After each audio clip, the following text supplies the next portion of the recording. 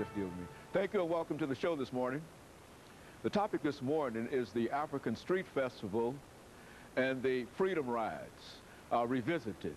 And of course, we have with us to talk about the African Street Festival, Kwame LLillard, and to talk about the Freedom Rides, Mr. Alan Kaysen, a participant in the Freedom Rides. And of course, Kwame, let us welcome you as well as you, Mr. Alan Kaysen, to the show this morning, and to talk about a topic that has been revived in a real sense, Kwame, primarily because of your efforts and the efforts of others dealing with what has happened at Tennessee State University over the last several weeks. Let's start off, Kwame, by having you and later Mr. Kaysen to give us some information relative to your background, your education, and some of the things that were important in terms of getting you involved in the activities that you're involved in now, and then we'll talk about some other aspects of your involvement.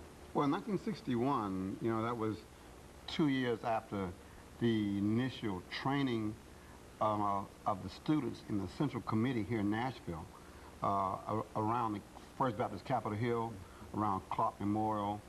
There was a cadre of people who were trained in late '59 in the ways of Gandhian resistance. And when '60 came, they were prepared to start the protest. Of course, Greensboro, North Carolina, hit on February 1st. Those students in Greensboro created the sit-in movement in Greensboro. But 13 days later, their much better organized Nashville movement undertook a successful sit-in movement that resulted in the first lunch counters in the South being open to all races. So we were much better trained. We had a better support system in terms of adults, the legal system here in Nashville than it did Greensboro. So Greensboro was given the credit February 1st, 1960, for being the first student protest. The difference is that Nashville movement was so well organized that Dr. King came to Nashville to learn how we were doing this. So when the core group was burnt out in Anderson, Alabama in '61, that next year, they gave up the Freedom Ride. The Nashville movement was so well organized, we just simply said, no, you're not giving it up. We're going to pick it up, and we continued and were successful in making the Kennedy administration force the Interstate Commerce Commission to enforce the right for everybody to ride airplanes, buses, trains, or boats without any fear of being harmed because of the race. So the Nashville movement was just simply too well organized to do anything but do what it did, which is continue the Freedom Ride and move that into voter registration in the entire South. Very good. And of course, Mr. Kaysen, as a participant in the Freedom Rides yourself, why don't you tell us what motivated you to become involved? Because I'm sure that you understood the social and the political situation at the time. What motivated you to become involved in this activity?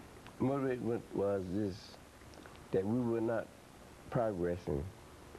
What the jobs, our background, only thing we were looking for being a teacher. If there's not teaching jobs, what we're looking at, another thing is zero. How many teachers do you have in a school? But we had to look at things. Why do I have to go to the back of the bus? Why do I have to go to the alley? Do you have urinate? Why do we do these kind of things? No. I said, I'm tired of it. My parents, they my loving parents, they grew up in this kind of situation.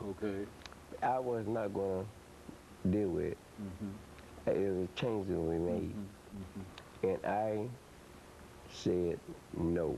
In spite of all the danger that you might face, you decided that you would not go along with that. I would not go along with it. Plus, you have to realize that things happened years ago, back before we were born. And in Christ's days, with people had to stand for themselves. And now it's time for we to stand for ourselves. Even though we might die.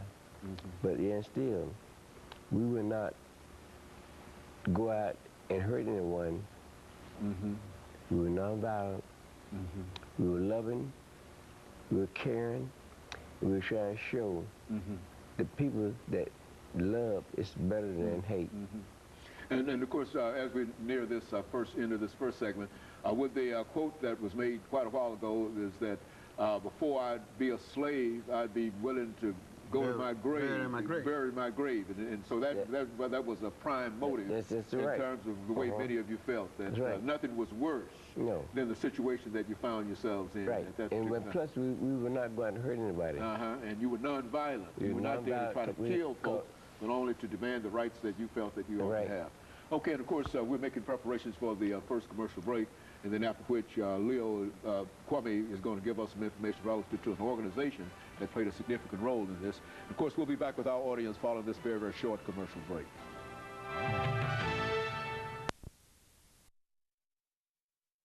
Talking to Kwame LLillard.